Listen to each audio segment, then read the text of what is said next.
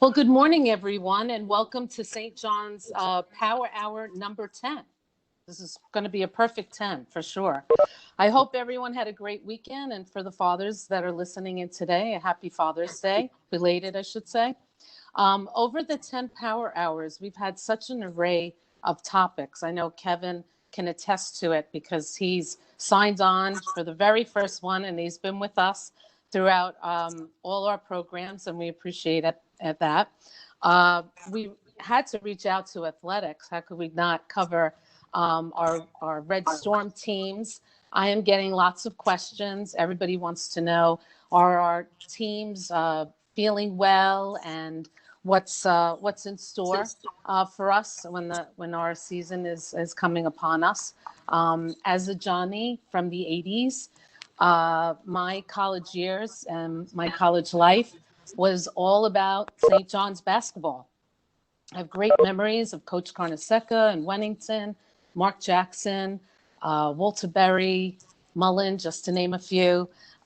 So it's really exciting for me this morning to welcome these two great guys that are going to have a great conversation and share really good memories. And like I said, what's in store for us for the season, and also just, athletics in general during this pandemic. Let me introduce you to both of them. Kevin Reed, which I want to thank him for conducting this conversation. Like I said, Kevin is an avid Power Hour attendee, but he is an avid Johnny through and through. Great supporter, graduated the class of 1975.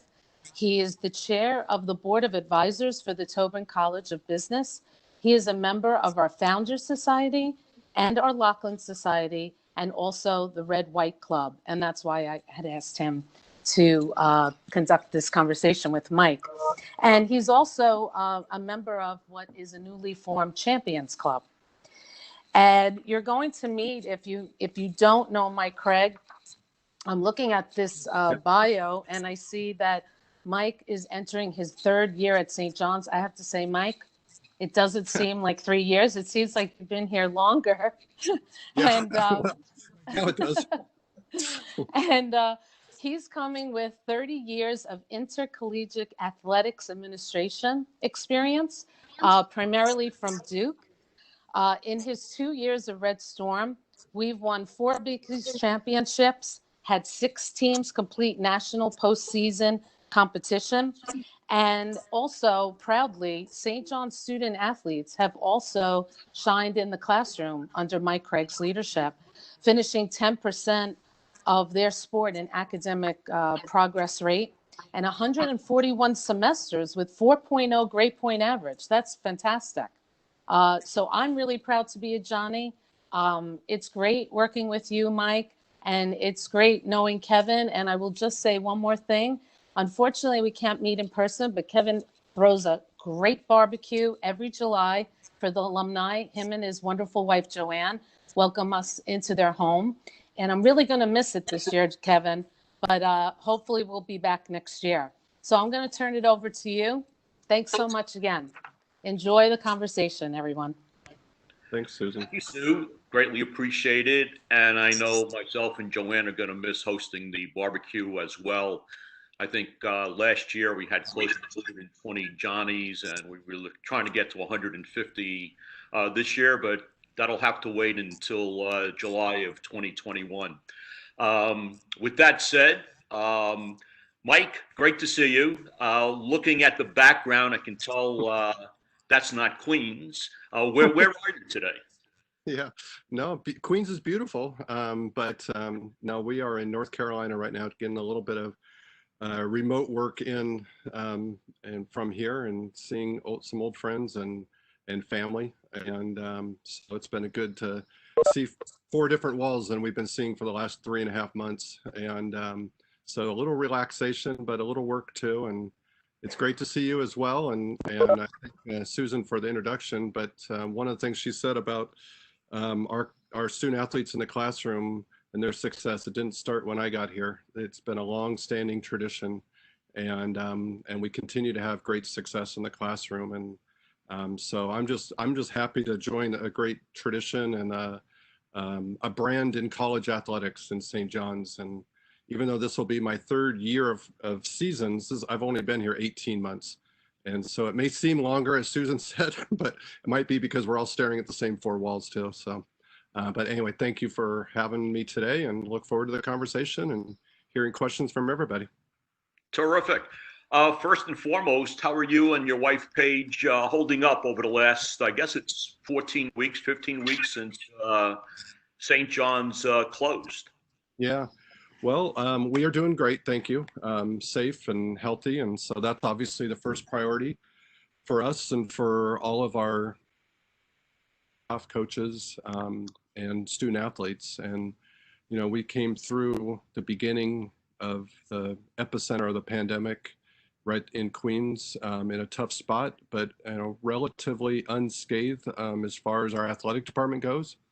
But as everybody knows that's on this call, or I assume everybody's from generally the area and alums, everybody was affected by what's gone on, to a degree that I find others around the country have not gone through. And I'm thankful for that as far as their experiences. We wouldn't want that, but hearing sirens every day, constantly in Queens, hearing, start of day stories from colleagues of relatives or friends, it was very tough. And but all through that, we stayed really together. And I think honestly that our department, our university, through a indescribably tough time, is going to come out better after it's all done. But after it's all done is something we don't know, and we're not there yet. That's for sure. We're moving forward, and we'll talk about that. But it's we have a long ways to go, and so staying diligent to all of the safety precautions and processes that we just we get tired of. But as we're going to be constantly reminding our students and student athletes as they start coming back to a campus, we have to do our part, and doing our part means being safe, not interacting like normal. And that's hard, especially for young people. It'll be a challenge, but it sure beats sitting at home and wishing you could play, or wishing you were at work, or wishing you could see a friend. And so we have to remind ourselves every day that we gotta complete the deal, and then we need medicine and technology and science to catch up and defeat this thing. And when that all happens, then we can all be together and celebrate and be back to normal and whatever that looks like. But we're not done yet. Absolutely. Mike, I don't know if there's an answer to this. It's, June 23rd. St. John's, as we all know, does not play intercollegiate football, but we do certainly play soccer, and we have very successful soccer programs, both for the men and the women. Yep. As of today, do you see fall sports returning, or will they be held in abeyance until the fall of 2021? Yeah. I have to mention also we have a Big East Championship volleyball program and a cross country program, in the team competitions that's on the rise as well. But to your question, nobody knows. I mean, to be totally honest with you, that anybody that says they know is not really in tune. Certainly our intent and our planning and all of our desires are to be back, and starting really with voluntary workouts for men's and women's basketball in July. At some point in July, the NCAA just this week told us that schools can start having voluntary workouts for men's basketball and women's basketball on July 20th. We may or may not hit that phase for us in New York as phase 4. That's still to be determined. But literally every day brings more news. And I would tell you honestly that yesterday brought a lot of discouraging news rather than encouraging news. And just, kind of getting down into the details, the Patriot League yesterday announced that they were not bringing any athletes back before any students come back, meaning that their fall sports, and including football, would not start until, basically end of August, 1st of September, depending. And that means that, it takes time to train and be prepared. And so a lot of that non-conference part of their Patriot League will be foregone. And what that can do as a trickling effect into others, we had women's soccer that was playing Lafayette, and so that's now canceled. And so you just see that, and you're keeping your eye. We're all keeping our eyes on each other. For me, there's a few things. Obviously, first and foremost is college football. And as we've seen this week, last 2 weeks across the country, that there's a high number of positive tests, which isn't surprising. And I think of the progress we've made, that back in March, on March 12th, we had, the night of March 11th, but March 12th stopped. We had one NBA player test positive, and that shut down all of sports immediately. Now we have literally hundreds of student athletes testing positive in the same exact manner, and we're continuing and feel confident that we have a process to ensure safety and all of those details, and quarantine and tracing and all of that. So that's progress, but I would say it's still tenuous. And, if that continues, which it might, it'll be less and less sure that we'll have fall sports. But the really good news is that typically young people have come through this. In fact, I think most of the cases that have tested positive in the last 2 weeks, they didn't even know they had COVID. And so, like I said, is you just watch the news, you pay attention. And so we're paying attention to college football. And then just to further expand, the thing I'm looking at, as we were talking earlier about golf and non-spectator sports like the Belmont last weekend, is that the event I'm looking at as the summer proceeds is the Indianapolis 500. And the Indy 500 will be in, I think it's the second week in August now. I typically am a fan of that sport, but that's not my point. That if that's the last major event before the fall of if they'll have a crowd or not. And so to date, including the US Open, which they've announced will happen in Queens with no crowd, there's not been a major American sporting event with a crowd announced or having happened. Indy 500 to me is a benchmark that if they do not have a crowd, college football is probably in trouble as far as having crowds. Of course, a lot will depend on the NFL and what they do as well. But it's, again, I'm giving a really long answer. I apologize, but no, don't apologize. It's all great information. Yeah, it's every day is a news day, and you got to keep on top of it, or you're gonna not be where you need to be. And the Big East in particular, Val Ackerman and her leadership throughout this, including canceling the Big East tournament as a group, have been very on top of it, using as working together with the now 11 schools as of next week. And I'm thankful for that relationship for St. John's. And as I said earlier, our university and its senior leadership and our department have been terrific about this. And a part of that is just sharing and communicating. Great. I do want to circle back, and it's my error. I should have mentioned volleyball. JoJo's done a great job with the volleyball program all these many years, and Big East champs, I believe, this past season. Correct. Just a fantastic program, and the women's cross country team as well. They don't get the publicity they deserve, but they just put up great results year in and year out. And not just great athletes, great volleyball players, or great cross country runners, but also academically, they're just off the charts with their grades. So kudos to them. Mike, let me drill down a little. How have you been specifically interacting with your coaches, and specifically, how have your coaches been interacting with their student athletes? Good question. Start off by saying we've been doing a lot, And again, I think it's one of the things that, when we got here 18 months ago, of having a culture of sharing and transparency and communication, and building a culture of all being in it together, student athletes, coaches, administrators. And, I've called this crisis a great accelerator, and we can go in many different ways, but to your question, this situation has been an accelerator of our communications and our togetherness. And that I think we were building a good culture, a great culture of togetherness. But through this, I mean, we're in constant communication and using technology. 4 months ago, I didn't know, I've been on WebEx and I've seen PowerPoints. I didn't know you could actually see people. Never heard of Zoom.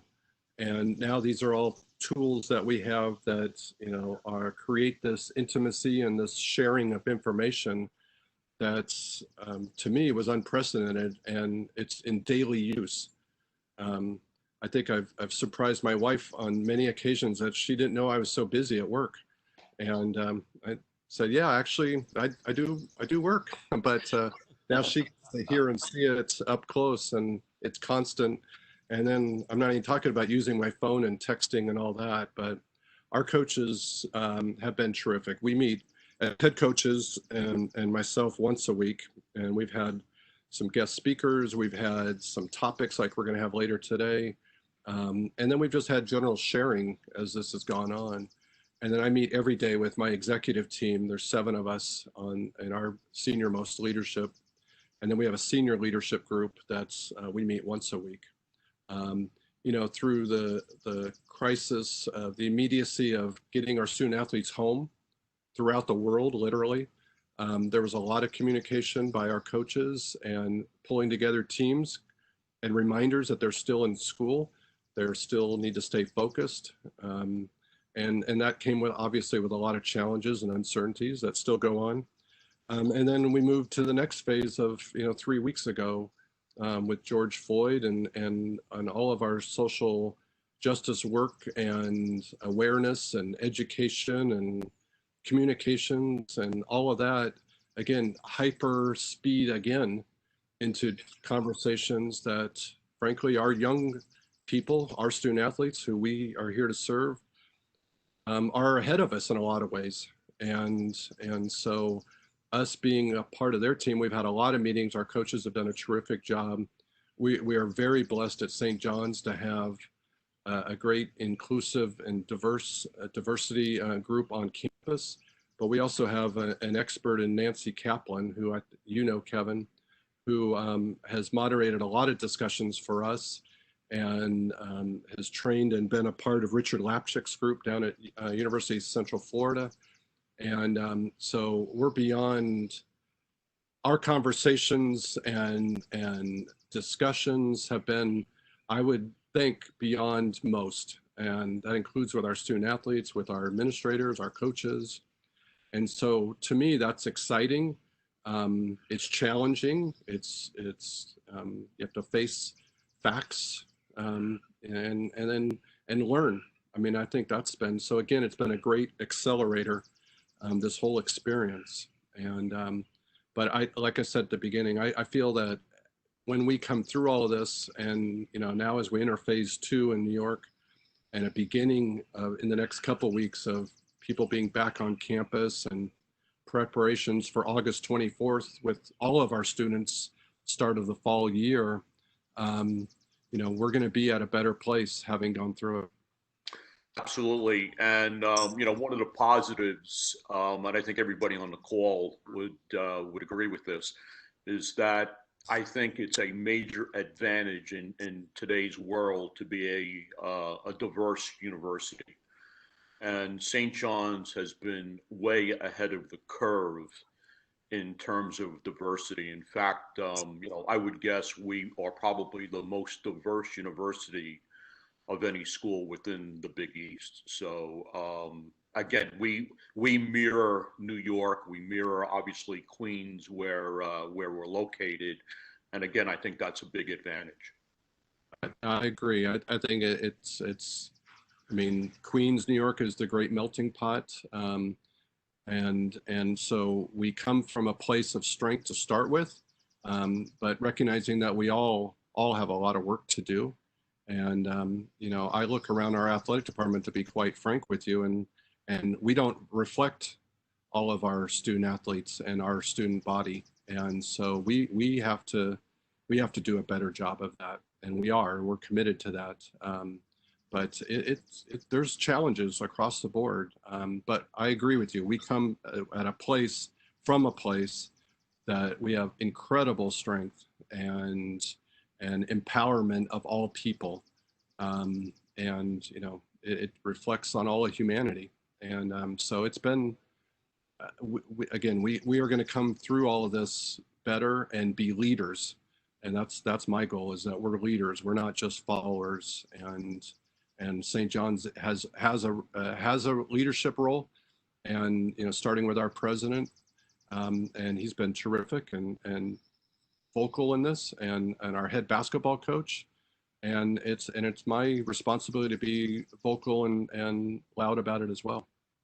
Absolutely. Mike, I follow you on Twitter, and this morning I saw that you had a tweet about the Big East Assistant Coaches Group, Coaches for Action. Yeah. Can you share with us this morning what that is all about? Yeah, happy to. One of the things I talked about, we have weekly Big East AD conference calls. In fact, it's later tonight. A week ago, actually, I talked to TJ Cleveland, our associate head coach, a little bit before that. But basically, the 23 Black assistant coaches of men's basketball in the Big East got together and said, we as a group have a responsibility to be a voice and to provide leadership for our student athletes, our young men, to provide leadership and a voice to our universities. And they came together and announced it, I think, officially yesterday. And so my tweet was just in support of TJ and Van Macon. And I think that could expand into other things. They have a number of priorities, expanding, I should say, into perhaps women's basketball. There's talk of that. But I think it has the effect, and I'm proud of them as a group to say we intend to be a part of the voice and to provide leadership. And the Big East, as you mentioned, I mean, we're unique. We're leaders, and there's 5 Black head coaches in men's basketball. Obviously, our most prominent sport, the biggest platform we have as a Big East institution, and that's unique. And it shouldn't be unique, but it is. And so, I think we have a platform and opportunity to provide leadership, as I said before. And so this is just a function of that. And I'm proud and happy to support and be a part of those assistant coaches and how we can all be better. There's a student athlete advisory committee at St. John's. Can you share with us some of the things that they're doing? I know, again, they had a tweet. They had a statement on racial and social justice. What other things are they have done, and what are some of the things they are planning on doing in the 2020-2021 academic year? Yeah, no, it's a great question. I appreciate you asking and recognizing. You're great at following the social media world. And, that's our little slice of the world to be able to tell people what's going on a semi-regular basis for some, very important. And we had a SAC meeting, for short, Student Athlete Advisory Committee, SAC, meeting a week and a half ago, and all of our 17 sports are represented. And all of them are upper class men and women. They have provided leadership within their teams, often team captains.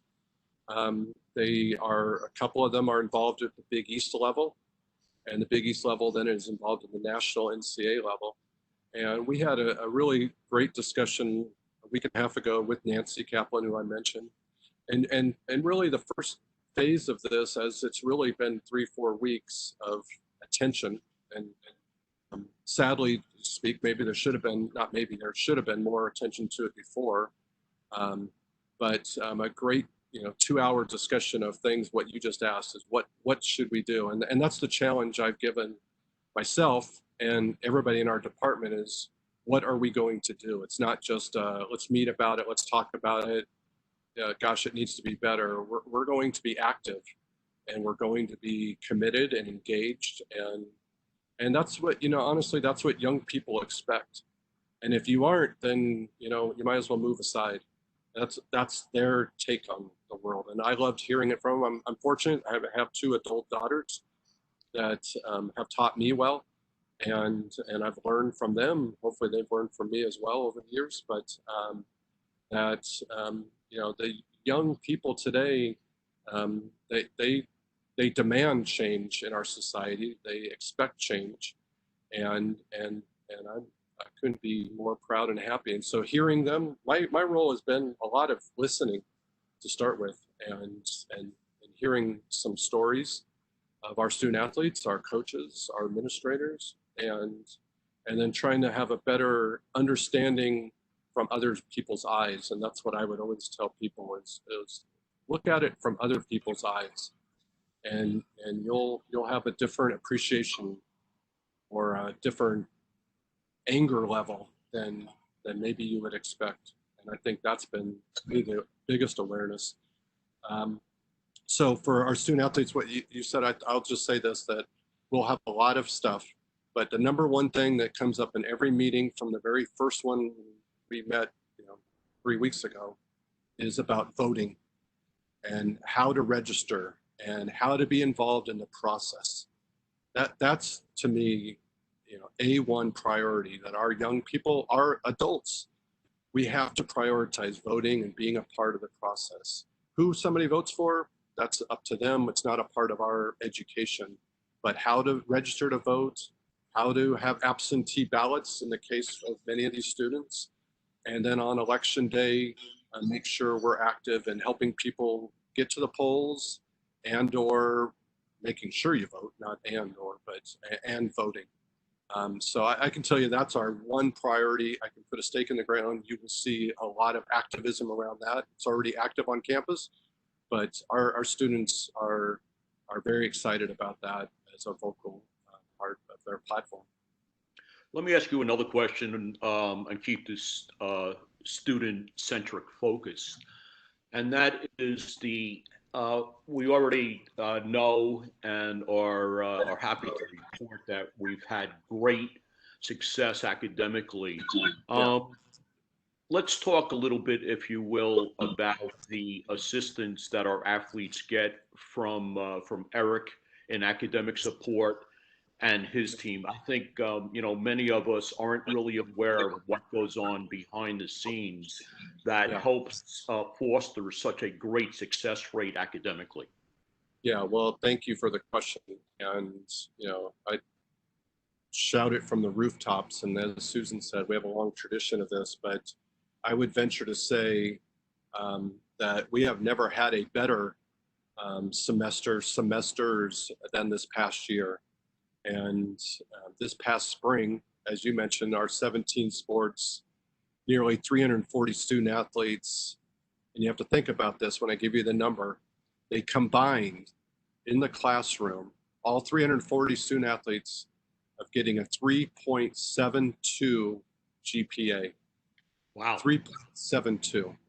An incredible mark through, a very trying situation that all of our students had at St. John's and across the country, of going online, professors adjusting, students adjusting, time zones, et cetera, a 3.72. Incredible.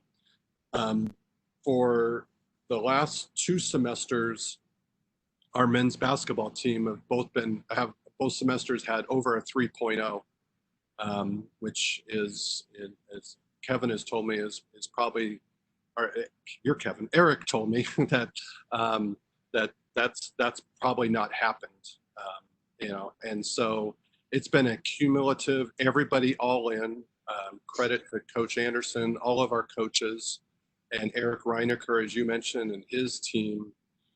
Our academic support is vital. I mean, people, sometimes you forget to appreciate the role of a student athlete and their overall commitment to being in the classroom, to being in the community, to performing on the field of choice, to stay up on their studies, in some cases to live life under a microscope of pressure. They all want to win, so there's always that pressure. And you know, it's a commitment. That's the bottom line. It's a commitment. And you know, so whether it's our support staff, our university, and most importantly, it starts right from the heart of our student athletes and the ones that come here and are committed to here, and our coaches identify as being the right fit for St. John's. And so just an incredible effort this spring. I applaud them. And you know, we'll have a number of representatives in the President's Society and across campus. And it's a remarkable achievement. No, as an alumnus, I am very, very proud of what St. John's has become. You know, they really develop the entire individual. They're not just there to play a particular sport. We want them to get a well-rounded education and, most importantly, get their degree. And so hearing these statistics are just, you know, you can't ask for anything better. Yeah. Mike, let me sort of switch gears here a little and drill down, and certainly something I think everybody wants to hear about, and that's men's basketball. Okay, sure.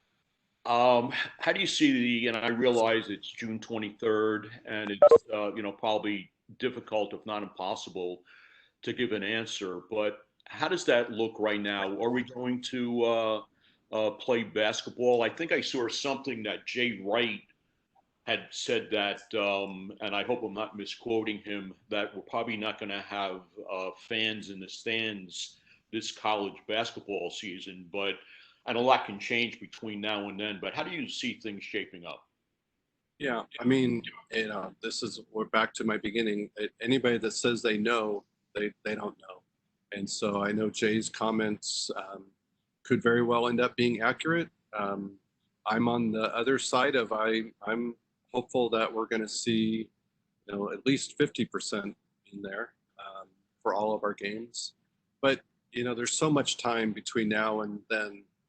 We have to be prepared for all scenarios, which we are. You know, I think the way we're planning is that the kids, the student athletes, they want to be back on campus. They want to compete. They want to do the things that they've trained all their lives to do. Our university wants and will provide as safe a opportunity as possible.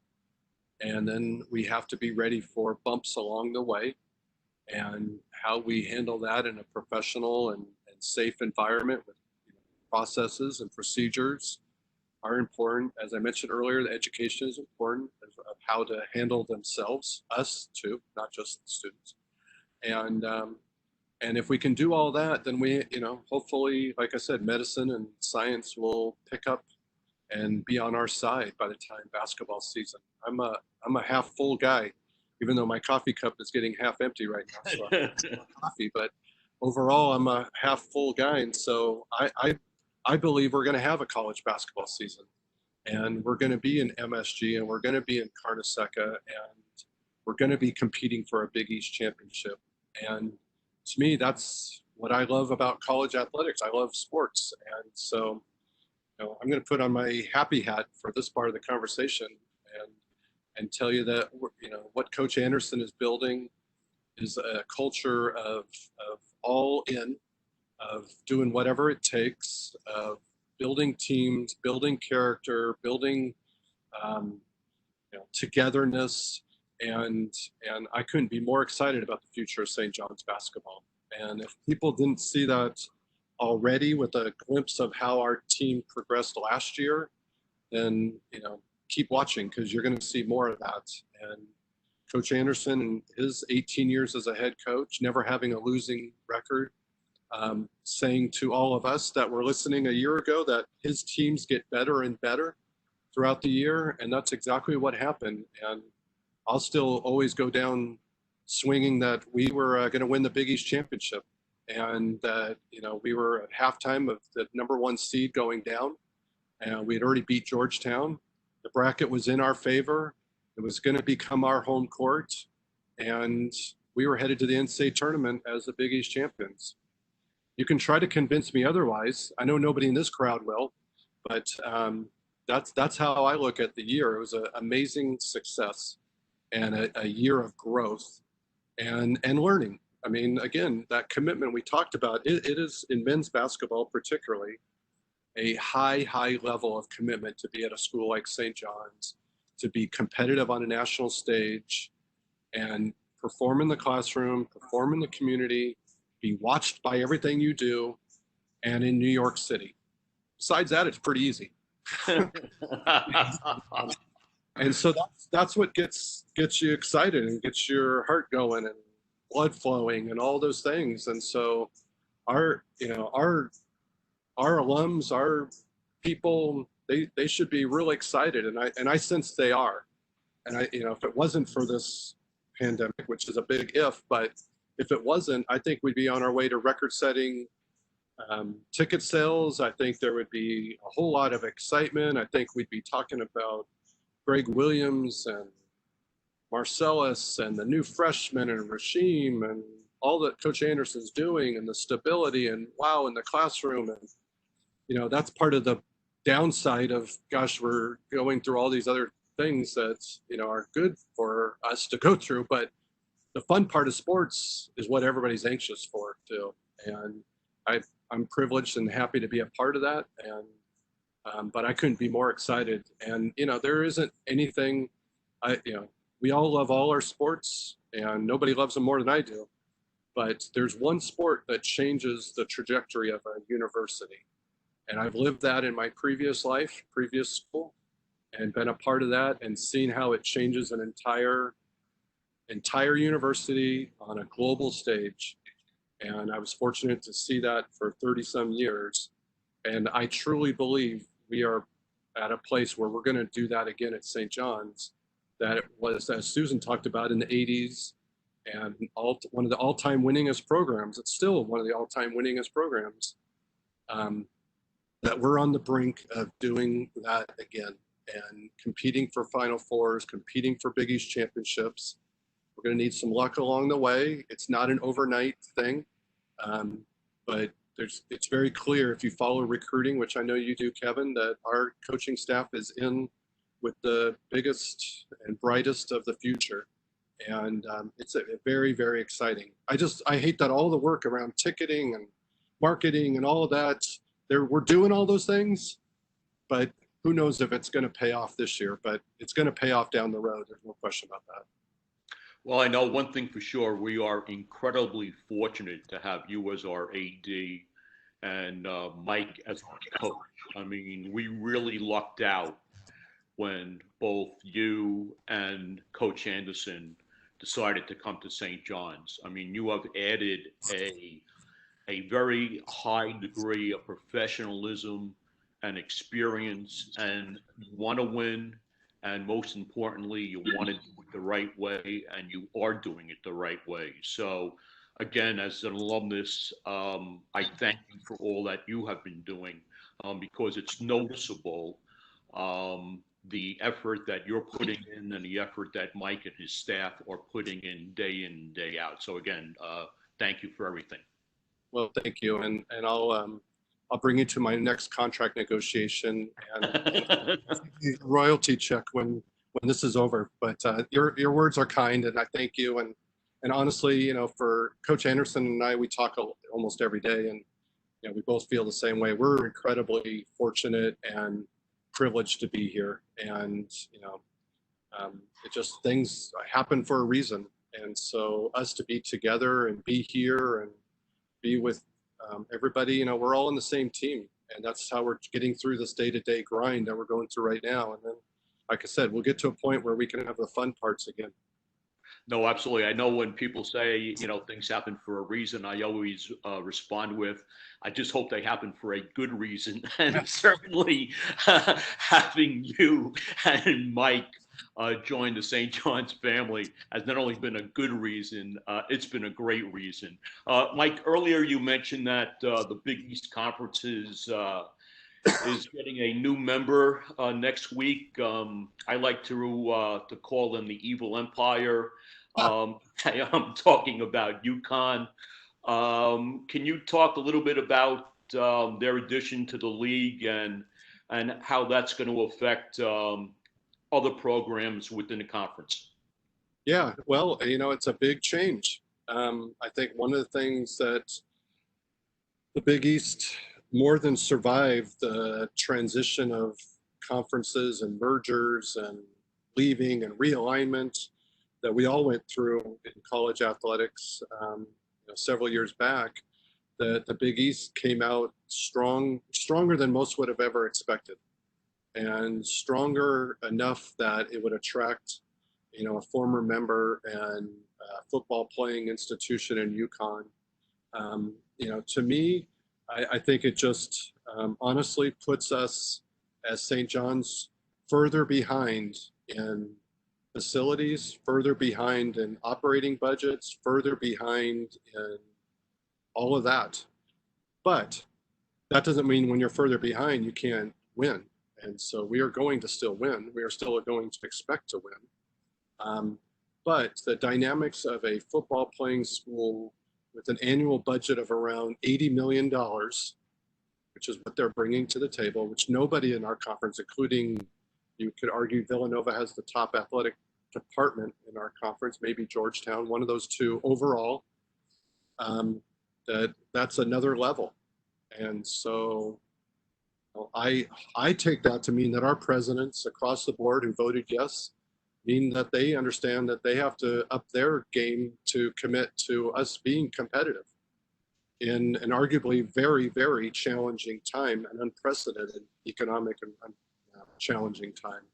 So throw that on top of the heap, which we haven't really talked about. But if any president voted yes and didn't think this was going to change everything, not just something, everything, they were very naive. And I don't believe our president or any of the 10 are naive. They understand, and they're competitive, and they studied UConn and its values to our conference. Ultimately, college athletics, as of 4 months ago, the revenue sources were television and NCAA tournament.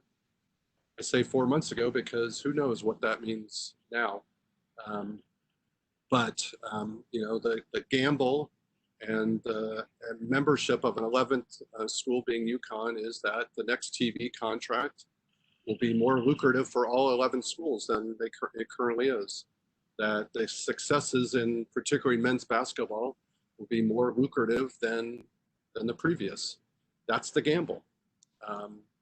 Obviously, we're bringing in the top women's basketball program in the country. And so that's going to require all of us to raise our game.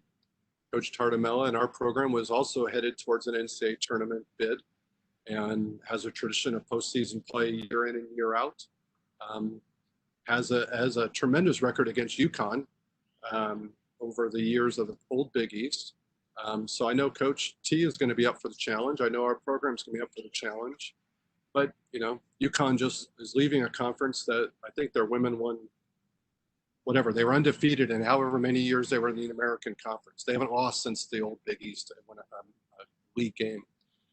So that's going to require a whole upping of the ante. And that's to me what this is all about, is people need to be prepared that it's not going to be the same. It's not anymore 10 private schools, all with a basketball emphasis. Now it's 10 private schools with one big public school that plays football and has infused football money throughout. And so you may hear their budget woes and they're going to cut sports and all that stuff. Don't fall into that trap to think, oh gosh, poor old UConn. They're not coming in that way. They may have to do some adjusting like we all are. They're going to be at a whole nother level. So that's my take on it. I don't know if you're expecting that answer, but that's my take on it. And I call them names, Kevin. I'm going to welcome them to our conference. No, I think, speaking for myself, To me, it's a bit of a head scratcher, but that's just, no one asked me. Now that we're going to 11, and I realize this isn't exactly a front burner issue with everything else that's going on in the country, but at some point, could you see the Big East going to 12 teams and even things out? Yeah, I actually don't. It's interesting. Again, I was in the room for these discussions. I can tell you 18 months ago, when I started the job, the last thing I was expecting was a conversation about expansion. But I was wrong in my first meeting, so that didn't stop until we had it. But I can tell you the interesting thing, I never would have thought that 11 is actually a good number when it comes to balancing schedules. And, you know, college basketball, really getting in the weeds here, but every conference has pretty much gone to, as we will, to a 20-game conference schedule. And 20 games is playing every team twice and home, and it's balanced. If you go to 12, nobody's going to 22-game conference schedules. That's not happening. And so you would end up with an unbalanced schedule. And that's what all the leagues with more than, you know, don't have balanced schedules. The ACC does not have anything near a balanced schedule. And so I like that. That is a true champion, home, decide, you know, the seedings, but the regular season champion. And that's true with all the sports that'll have all 11 members. Now, the interesting thing about this fall, again, into the weeds, is that our fall sports, we decided to play Big East as to save money and recognizing the challenges of travel ahead of splitting to Midwest and East. And so in men's and women's soccer and volleyball, we will have the Eastern schools, 6 of us, in one conference play, again, that double round robin. And the 5 Midwest schools play a double round robin. Obviously, that's not balanced. We'll have more games played, but it will decide a true regular season East champion. And then we'll go against the Midwest champion, maybe 4 teams, and play for a championship tournament environment in those sports. But I think that's going to be new this fall. So people that follow our Olympic sports will be interested in that. I'm excited for it. I think it'll better reality to where we are as in college athletics right now for this year. It's a 1-year decision. And we may end up doing something in the spring similar. We'll see. It hasn't been decided. Great. And the final question before we open it up to Q&A is, how are Coach Carnesecca and Coach Kaiser? Yeah, well, great question. And, you know, they they continue to be superhuman and following everything that's going on. I know Coach Carnesecca's had a number of visitors over the months and checking in on him. And he's on top of it, as you would expect. And same with Mr. Kaiser, on top of it, as you would expect, reading all his emails, and, you know, missing baseball like everybody else.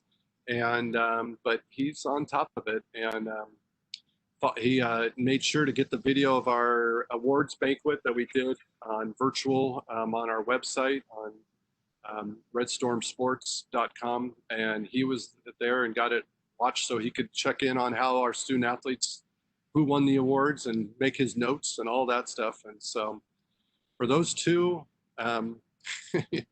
they're doing great. I'm happy to report. We are incredibly lucky that they're still with us. Amazing. Just great people. Yes. Okay, so I mentioned that we'll open up to Q&A, so let me do this. We have a question here from Wendell Cruz, who you know quite well, and many of us do as well. Are there any changes we can expect to see in terms of any of our athletic facilities if our sporting events are able to resume? For a logistics standpoint, yes. Yeah, I mean, I think we'll have different entry and exit strategies. I think, you know, our team is starting to look at some of the NFL modeling. The NBA really hasn't done any modeling yet. I've talked a little bit with MSG about how they're looking at it. A lot's up in the air as far as that indoor. Outdoor, the soccer seasons, you know, I expect that again, I think we'll have to be watchful, like I said earlier, of college football and our area. I think we can practice some social distancing and have people be able to go in, but that's not going to be for me to decide. It's actually going to be decided by our governor and what he expects sports to look like. I think he's been encouraging on some of the things with the Yankees and Mets and Knicks and Nets, and so all of our interests hopefully will be aligned, and we can have people. I thought the question was going to a bigger picture of some of our studies that we did when I got there, and headed up by our Deputy Athletic Director, John Diffley, of a strategic facilities master planning. And we, unfortunately, we completed that right about the time that, capital things are just not going to be addressed for a while. As we all go through this budget crisis and situation, that we have some great plans for the future and how to improve our sector and our athletic facilities. But all of that's going to be on hold for a while. We need to get through this storm, and however long that takes, and then we'll go back to actively fundraising, strategizing. But right now we're in a mode across college athletics. This isn't a St. John's thing. Across college athletics of bunkering in, strategizing, efficiencies. It's a scary time. We haven't really talked about the bigger picture, but it's a scary time for college athletics. Absolutely. Another question, a very good question. Would playing at Madison Square Garden make economic sense if there are 50% capacity social distance requirements? Well, I can tell you, Joel Fisher, who runs MSG, is a good friend of mine, been for the last 20 years. So I walked in with a very great and healthy relationship to St. John's with Joel and our cooperative partnerships over the years. We both need to win. I guess that's the easiest way to answer that. And it's not business as usual.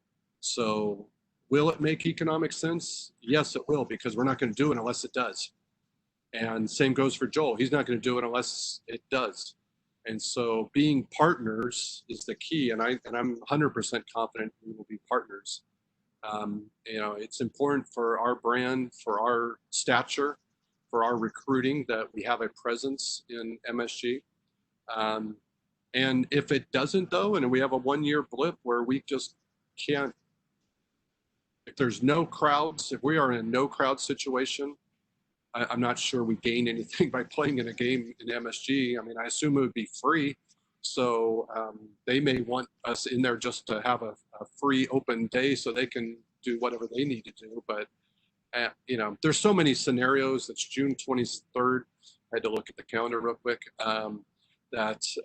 We'll just see. But and to answer the question, we're not going anywhere unless it makes economic sense. I believe in my conversations, I've had many since this whole thing started with Joel, that we both understand what each other need, and we will figure out a way to have games at MSG, and it'll make economic sense. Mike, you mentioned scheduling. Yeah. Do we have anybody on the schedule over the next couple of years that we haven't played in a long time? Any teams that you're looking to possibly target to play? It's so interesting. I did scheduling for 25 plus years, and I'm helping a little bit now. The 20 game schedule in the league is something that really changes the dynamic of opportunities. You play 20 games in the league. You play a Gavitt games. You play, now this Big East Big 12 Challenge game. You play an MTE, which is the exempt early season event. You maybe can get one other big game, so to speak, big game that I would try to do, either MSG or the new Belmont Arena, perhaps. Then there's nowhere else to really go. I mean, you've got to be smart about your schedule too, and prepare for March along the way. You can't play all big games. So we'll look for opportunities to answer your question. This year we're playing at Texas Tech, so that'll be a new one. In the Big 12. We don't know who we're playing at home in the Big 10 game. I have no idea. I mean, I know who on the Big 10 side needs to play on the road. usually this would be kind of done by now, but we have not been given any guidance. We know kind of the dates. That may be in Carneseca, probably will be because it'll be in November. And, we do believe that, kind of back to the MSG, that probably there would be nothing in MSG before January 1st.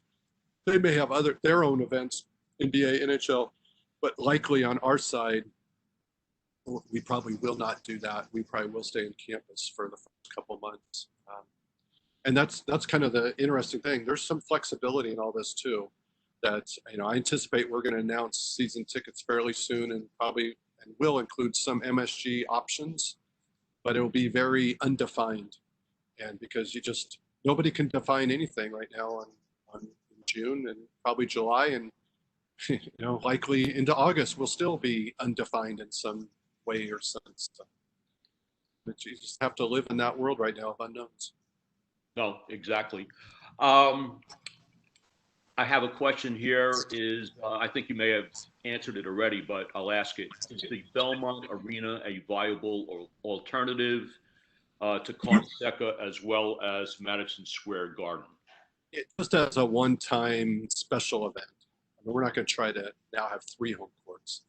I'm excited about the Belmont Arena. I actually was scheduled to go tour it with a hard hat in April. Of course, that went by the wayside. But I know the people involved, and I'm excited about it. I saw the overview visions from, I don't know what they had, NBC, drones or whatever over the weekend at the racetrack, and it's coming along nicely. They're opening in fall of 21. And so we're talking to them about being a part of their first college game. But we're not prepared to announce anything. But, the one thing we are always going to look for are great opportunities to be able to showcase St. John's basketball on a national stage, to be strong financial benefits, and to open up our opportunities for our fans. I mean, going into Long Island and with Belmont, I think makes more accessibility. Train stop going in there. So I'm excited about it, but it won't be all of a sudden we're going to play 4 games or anything like that. We need to make Carneseca better. We need to make it the home court advantage it is. We need more coaches like Ed Cooley last year that had derogatory things to say about it was so flat to play in there. And that always means they lost. And we won. And so, again, I came from a place that had 30 years, and you want that kind of reaction. So we need to make it special. Absolutely. Mike, I want to thank you for your time this morning. It's 11 o'clock on the button. So we appreciate you joining us from beautiful North Carolina. And just as a plug here, if those on call are not aware, I believe there's a Zoom call on Thursday with the Red and White Club with Nick Van Dico and the baseball program. Mike Hampton will be joining the call, and I do watch the Cup of Joe calls with Coach Tartamello, which are just absolutely fantastic. And I thank you again, Nick Van Dicos, for hosting Coach Anderson and Bill Weddington, especially on the heels of the Last Dance episodes of the ESPN program about Michael Jordan, obviously. So with that, I greatly appreciate all you do. Enjoy the rest of your summer, and hope to see you in person in a not too distant future. I hope the same, and thank you, Kevin, for all you do for all of St. John's. And I've been in a Tobin board meeting with you, and we've been in lots of travels together in a short period of time. I was looking forward to coming down to your house this summer. But what you do and your involvement for St. John's is beyond words, and it wouldn't be a special place without you and your family's commitment and many others that are on this call and all they do for St. John's. So really the true thanks is to you. Well, appreciate your kind and generous words. And with that, let me hand it back to Susan. Well, I have to thank both of you. I mean, you were mentioning that WebEx and Zoom is so new to both of you, but both of you are naturals that I think we have the Reed and Craig show. I think you should take it on the road. I like it. And I'm so glad, Kevin, that you mentioned Coach Carnesecca and Kaiser. If anyone is on Facebook, I did see some of those meetings where the alumni and some of the former management went to visit Coach Carnesecca. And if you want to see, he looks fantastic. God bless him and Coach Kaiser. So thanks for mentioning them. I also want to say that thankfully I got my FedEx message that I'm going to get my St. John's Tough t-shirt is coming. And if you haven't gotten one, you should really, it supports the Bread and Life and BVM Help of Christians. So I thought that was really a great way, St. John's athletics showing their support and helping everyone that is in need during the pandemic. So I look forward to getting my shirt. And just to let you know, next week we are going to 1 p.m. It's June 30th. I'm like you, Mike. I cannot believe it's the end of June. And we're talking about July 4th. So what better than to have Chef Danny give us some grilling tips? And I know if you're still in the Carolinas, Mike, what's better than barbecue? So you probably should come on and maybe you could probably even show us some tips. If you're a real Carolina, you probably know how to barbecue, right? How to eat it. Been to a few pigs. So I hope all of you enjoy that. Thanks for some of the, I know we had some Red and White Club members on the call today, and thank you for joining us. Like Mike said, we really appreciate your support. As a Johnny to my fellow Johnnies, St. John's always needs your support everywhere, especially support our teams and support our coaches, but especially now. We're in tough times, and you could see, Mike, I don't envy you. There's a lot of decisions that you have to make, and sometimes they're on hold. I feel the same way. We have to come up with a lot of different plans just to be ready for which way the wind's going to blow and be prepared. So really, fellow Johnnies, don't forget alma mater. Please support St. John's and support our teams. And hopefully we'll be back at MSG. That's something to really look forward to. And thanks again. Thanks for your time. I know, Mike, I'm sure you have probably a meeting right now. I'm late for my own meeting, but All right. I Thanks appreciate again. Hope you guys can join us again and come back and give us an update. We appreciate it. Anytime. Thank you, Thanks, Susan. everyone. Have a great afternoon. Bye-bye. Thank you, Mike. Thank you, Susan. Thanks, Kevin.